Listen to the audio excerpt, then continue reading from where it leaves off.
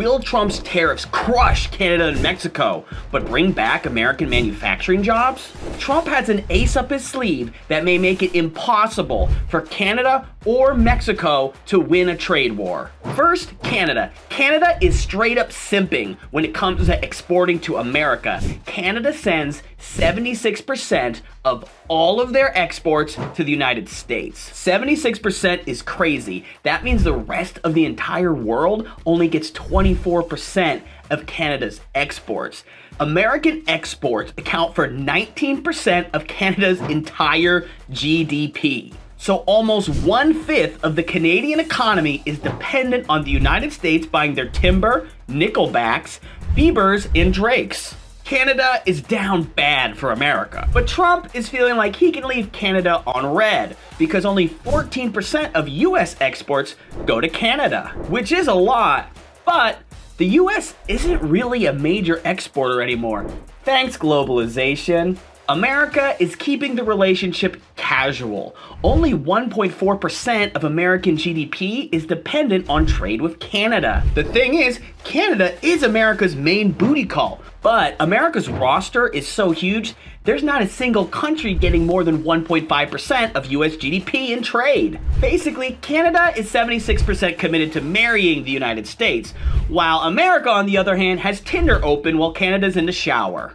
America just isn't really committed to exporting to anyone. Trump's gambit is that he can easily squeeze money out of Canada like maple syrup into his American mouth. Exports is where Trump can punch Canada right in the Tim Hortons. It is estimated that 600,000 Canadians would lose their jobs and push the unemployment rate in Canada to 10% and absolutely obliterate the Canadian auto industry. Will this hurt America? Yes. Canadian bacon will become a rare delicacy, and a lot of American companies and consumers will be very annoyed. But for Canada, this could turn into a disaster that would rival the Great Depression if Trump continues to ratchet up tariffs past 25%. Trump has direct control over about 19% of the Canadian economy that is based on exports. Trump has the power to impose tariffs. Only Congress would be able to stop him. But guess who controls Congress for the next 2 years? Trump. 1/5 of Canada's economy is dependent on Trump being in a good mood that day. Trump could force Canadian exporters into a horrible position. Keep your factory in Canada and try and export a product that won't be price competitive thanks to tariffs.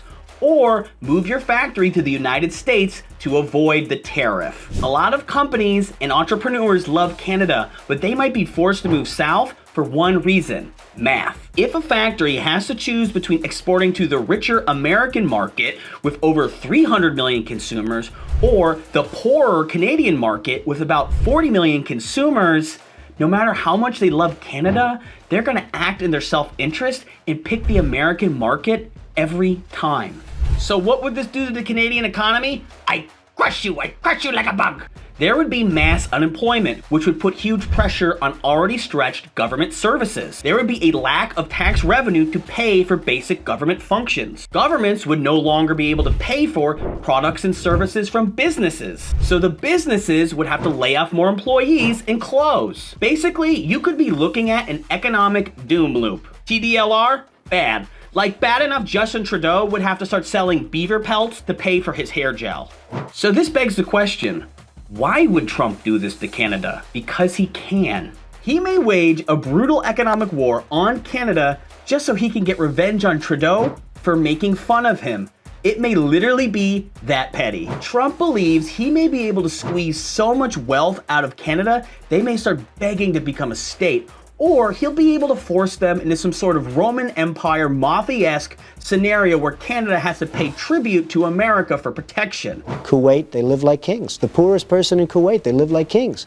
And yet they're not paying. We make it possible for them to sell their oil. Why aren't they paying us 25% of what they're making? It's a joke.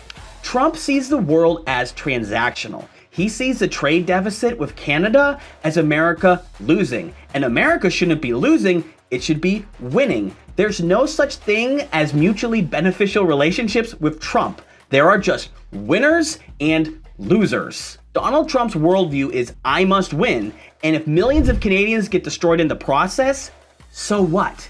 So what should my Canadian cousins do? Find a leader who can riz Trump. Your economy literally depends on your next prime minister letting Trump win at golf. Well, that's a sunny prediction. Let's head south of the border to Trump's favorite neighbor. They're bringing drugs, they're bringing crime, they're rapists, and some, I assume, are good people. Trump basically wants to beat Mexico like a piñata till money falls out. But unlike Canada, Mexico exports a lot of stuff I care about, like avocados, Coronas, and big booty, I'm a married man. Don't worry about nothing else in the world. Get you a big booty Latina. I'm already married to one. Oh! Mexico sent about 78% of all their exports to the United States, which makes up about 37% of their entire GDP. So like Canada, Trump has Mexico by the cojones. Okay, I'm bored now of statistics. TDLR, tariffs no bueno for Mexico. Now let me explain Trump's tariff plan for Mexico with beer. If a Mexican brewed Corona and an American Bud Light both cost $1, you're gonna take the Corona. But let's say Trump puts a $5 tariff on that Corona. All of a sudden, it's a $6 Corona versus a $1 Bud Light. That Bud Light might start looking a lot less like pee-pee water and a much more acceptable cerveza replacement. More American consumers will start buying Bud Lights instead of imported beers, which should cause the American brewers to grow and hopefully employ more Americans to brew more beer. Trump is betting on tariffs forcing companies to relocate their factories to the United States if they want to stay competitive. So to get around the tariff, Corona would have to build a factory in the United States and brew Corona Gringo. That way they wouldn't have to pay that $5 tariff. They could go back to charging $1 for Coronas, so they'd be price competitive with the $1 Bud Lights. This is Trump's big brain scheme. Try to use tariffs to create more American jobs. Trump's other gamble is that when the tariff takes Coronas from $1 to $6, that Bud doesn't just raise their price from $1 to $5 and use that extra $4 of profit to throw a pink pony party for the CEO. There's a really good chance that tariffs won't just cause inflation on imports, but also locally produced products, because tons of American products are built with a variety of foreign parts. But let's zoom out for a second.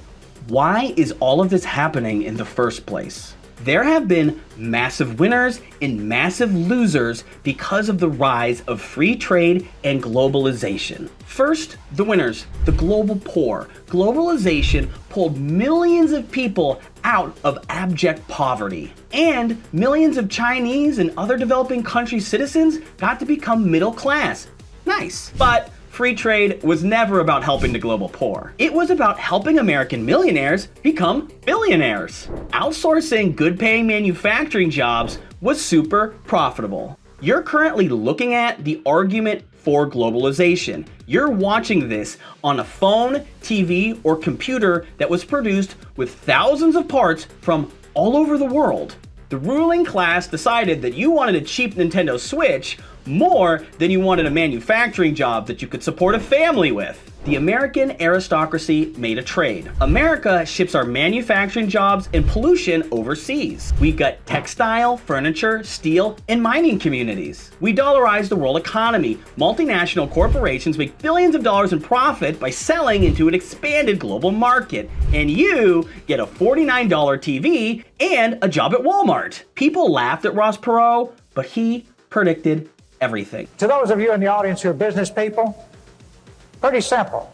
If you're paying $12, $13, $14 an hour for factory workers, and you can move your factory south of the border, pay $1 an hour for your labor, have no health care, that's the most expensive single element in making a car, have no environmental controls, no pollution controls, and no retirement, and you don't care about anything but making money, there will be a giant sucking sound going south. And I said, well, how does it stop being disruptive? And that is when their jobs come up from $1 an hour to $6 an hour and ours go down to $6 an hour, then it's leveled again. But in the meantime, you've wrecked the country with these kinds of deals.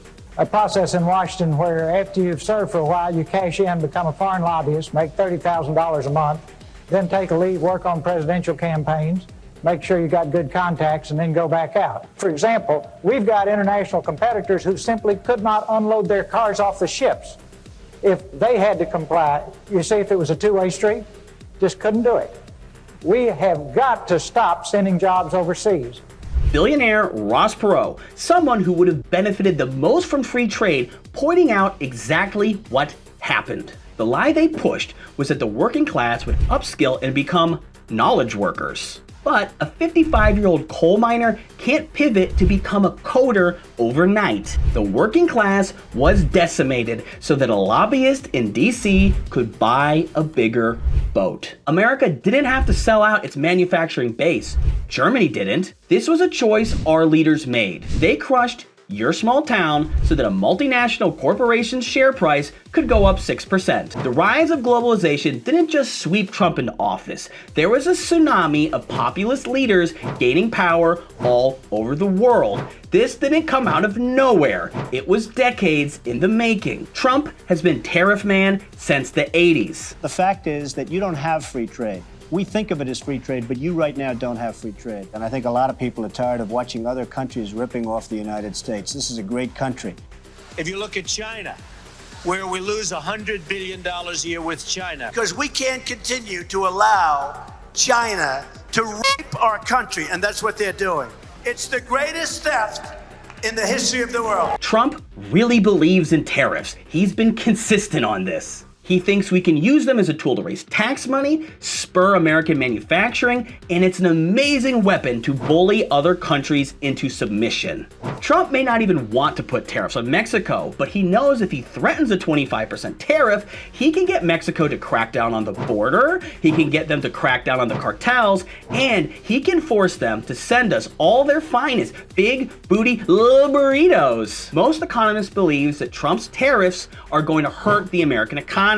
However, most economists believe that globalization was going to be great for you. Over the next few years, we're going to do a real-life experiment to find out what happens when you slap tariffs on a country and they slap them back on you. Last time we had a giant global tariff war, it worsened the Great Depression. So that's neat. But America also had huge economic growth for like a century with really high tariffs. Tariffs were once responsible for funding about 95% of all federal revenue until the income tax was created in 1913. For well over a century, the federal government was largely financed by tariffs averaging around 20% on foreign imports. And that 20% number is about what Trump is threatening Canada and Mexico with. We can all speculate till the Congress corporate cash cows come home, but the only person who knows what's going to happen next is Donald Trump. Predicting what Trump is going to do is harder than predicting lottery numbers.